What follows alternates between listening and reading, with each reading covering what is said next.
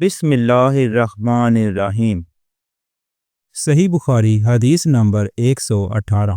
حضرت ابو ہریرہ رضی اللہ تعالیٰ عنہ سے روایت ہے، وہ کہتے ہیں کہ لوگ کہتے ہیں کہ ابو ہریرہ رضی اللہ عنہ بہت حدیثیں بیان کرتے ہیں، اور میں کہتا ہوں کہ قرآن میں 2 آیتیں نہ ہوتیں تو میں کوئی حدیث بیان نہ کرتا۔ پھر یہ آیت پڑھی جس کا ترجمہ یہ ہے کہ جو لوگ اللہ کی نازل کی ہوئی دلیلوں اور آیتوں کو چھپاتے ہیں، آخر آیت رحیم تک۔